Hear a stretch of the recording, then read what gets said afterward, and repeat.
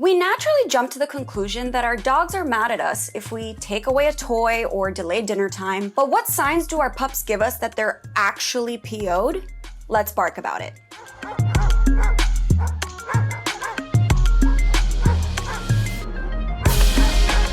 Welcome back to Alpha Paw, your destination for everything dog. I'm Bernie Zilio, and I'm on a personal mission to answer every doggone question you have ever had about your fur babies. And today, we're talking about how to know if your dog is mad at you. But before we jump into some behaviors to look out for, let's talk about dog emotions in general. There's no debate that our dogs have a lot of feelings. We can easily spot when they're happy, when they're bored, and even when they're sad. But our dogs' emotional lives are deeper than that. In fact, researchers believe that dogs have the emotional capacity of a 2.5-year-old human child. So similarly to children, our pups definitely have a lot of feelings, but maybe not as many as we do, which is probably a good thing. Just ask my boyfriend. So let's take a look at this chart. Right off the bat, we can pinpoint the obvious ones like excitement and distress. But did you know that your dog can also feel disgust and even suspicion? According to this research, our pups can't feel more complex emotions like pride or guilt.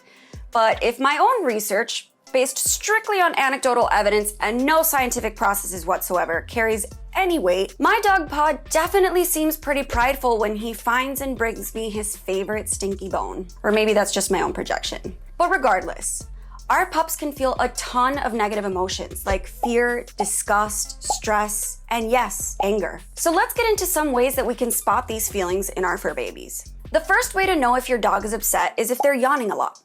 Sure, they may be tired or maybe you just tell the worst stories ever, but yawning is actually a way that dogs communicate that they're feeling nervous or stressed. Fun fact, this bodily response also happens in humans. Scientists aren't exactly sure why, but one leading theory is that yawning increases blood circulation, funneling air into the body and cooling the brain ever so slightly.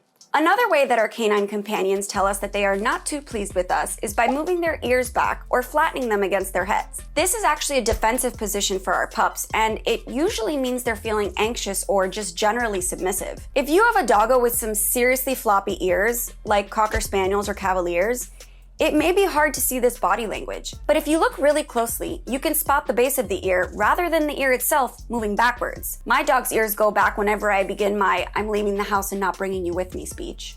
It's really sad. Now, if you have a suspicion that your pet may not be feeling you right now, you can lovingly gaze into his or her eyes for some reassurance, or to confirm that yes, indeed, they are not so happy with you. When our pups are angry or upset, you'll usually be able to see the whites of their eyes. This actually goes for a lot of animals. If you can see the whites of their eyes, one, in the case of dangerous predators, you're definitely too close, and two, that animal is alert with a capital A, so you better get your A out of there. Dogs actually communicate their dissatisfaction a lot with their eyes.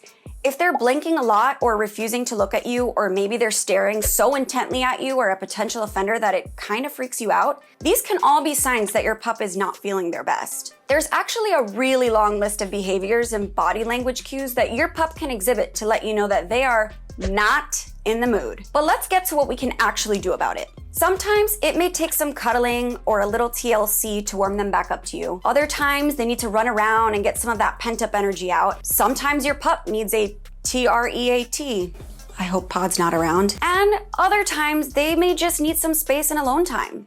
The good news is that whatever may have been upsetting them, once you remove whatever it is from the situation or stop that annoying habit of yours that's driving them bonkers, they'll likely forget about it in a few minutes. But understanding when our pets are telling us that they're upset and learning what triggers them will help us all become closer and more bonded to our little fur babies. Do you know when your dog is peeved at you? Let us know what tips you off in the comments section below. Again, I'm Bernie Zilio, and this is Alpha Paw.